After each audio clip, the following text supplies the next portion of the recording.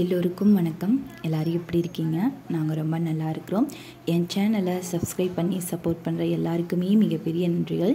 என் சேனலில் first time video பார்க்குறீங்கன்னா இந்த வீடியோ ஃபுல்லாக பார்த்துட்டு உங்களுக்கு பிடிச்சிருந்துச்சுன்னா மட்டும் சப்ஸ்கிரைப் பண்ணுங்கள்.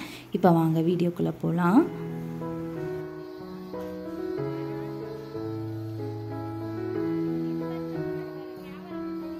போன வீக் அம்மா வீட்டுக்கு போயிருந்தேன். தம்பிக்கு வெனஸ்டே பிறந்த நாள், அதுக்காகவே போயிருந்தேன். வீட்டுக்கு முன்னாடி மருதாணி செடி நல்லா கொழு கொழு இருந்துச்சு. பார்த்ததுமே ஆசையாக இருந்துச்சு. சரி இன்றைக்கி பறித்து வச்சிரும், வேலை எதுவும் இல்லை அப்படின்னு சொல்லிட்டு அம்மா கிட்ட பறித்து கொடுத்தேன். கையோடு அரைச்சும் கொடுத்துட்டாங்க. கொஞ்சம் துணி வாஷ் பண்ண வேண்டிய ஒர்க் இருந்துச்சு, அதையும் வாஷ் பண்ணிவிட்டு ஒரு 6 மணிக்கு மேலே தான் மருதாணி வைக்கவே ஸ்டார்ட் பண்ணேன். நான் மருதாணி வச்சுட்ருக்கும் போதே பாட்டி தம்பி எல்லாருமே வச்சுக்கிட்டாங்க. நமக்கு தெரிஞ்ச இந்த டிசைன் மட்டும்தாங்க மருதாணியில் வைக்கிறதுக்கு, அதனால் இந்த டிசைன் மட்டும்தான் ஒரு கைக்கு வச்சுருந்தேன்.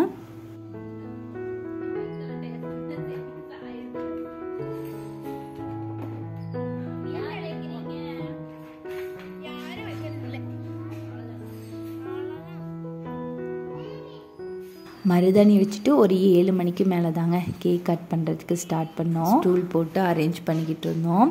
தம்பி சித்திரை மாதம் பிறந்தனால அம்மா காலையில் பொங்கல் வச்சு வீட்டிலேயே சாமி கும்பிடுவோம். இந்த தடவை தங்கச்சி ஏஜ் அட்டன் பண்ணிட்டா. ஒரு 16 நாளைக்கு எந்த ஒரு விசேஷமே வீட்டில் பண்ண முடியாது, கோயிலுக்கு போக முடியாது. அதனால் பர்த்டே மாதிரியே இல்லை, ஏதோ சிம்பிளான டே மாதிரியே போயிடுச்சு.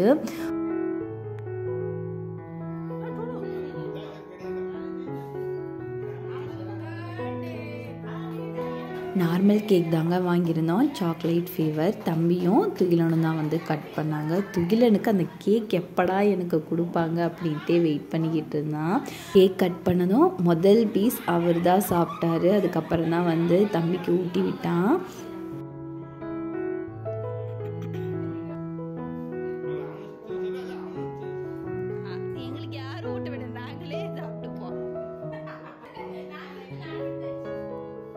தம்பியோட பர்த்டேக்குங்க போன வருஷம் பொங்கல்லாம் வச்சுட்டு பக்கத்தில் சிவன் கோயிலுக்கு போயிருந்தோம். நல்லா ஜாலியாக இருந்துச்சு. இந்த தடவை எங்கேயுமே போக முடியல, வீட்டிலே தான் இருந்தோம். கேக் கட் பண்ணிட்டுங்க வெளியே கொஞ்சம் ஃபோட்டோஸ் எடுக்கலான்ட்டு ஃபோட்டோஸ் எடுத்துகிட்டு பெரியப்பா சித்தப்பாக்கெல்லாம் கேக் கொடுத்துட்டு வரலாம் அப்படின்னு சொல்லிட்டு கொஞ்சம் கேக் கட் பண்ணி டிஃபன் பாக்ஸில் எடுத்துகிட்டு போயிட்டான். துகிலன் போவேன்னு அடம்பிடிப்பான்னு பார்த்தா டாட்டா காட்டிட்டான். அப்புறம் அப்பா கோயிலுக்கு போனார். அவர் பின்னாடியே அவனும் கிளம்பி போயிட்டான்.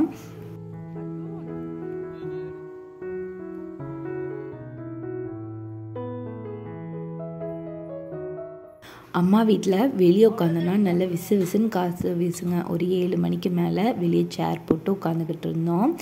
காற்றுக்கு நல்லாவே மருதாணி காஞ்சிருச்சு. ஒரு 8 மணிக்கு மேலே எடுத்துட்டாங்க. நல்லா செக்கச்செவேன்னு செவந்துருச்சு. இதுவே தூங்கிட்டு காலையில் பார்த்தோன்னா இதை விட நல்லா ரெட்டிஷாக இருக்கும்.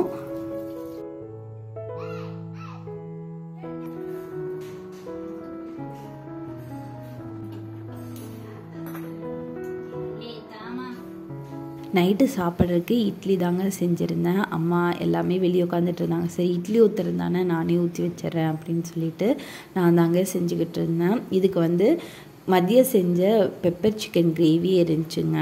கோயிலுக்கு தான் போக முடியல, அட்லீஸ்ட் சிக்கன் எடுத்து செய்வோம் அப்படின்ட்டு சிக்கன் பிரியாணியும் பெப்பர் சிக்கன் கிரேவியும் பண்ணியிருந்தோம்.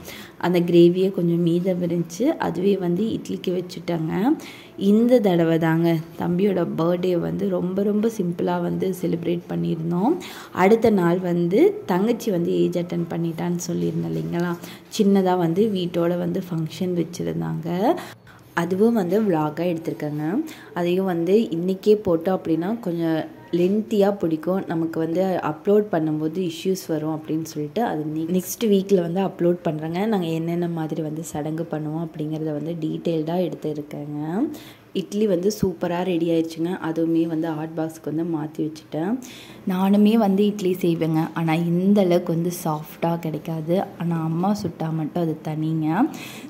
மதியம் செஞ்ச சிக்கன் பிரியாணி கொஞ்சம் மீதம் இருந்துச்சு, அதுவுமே ஆளுக்கு ஷேர் பண்ணி சாப்பிட்டோம்.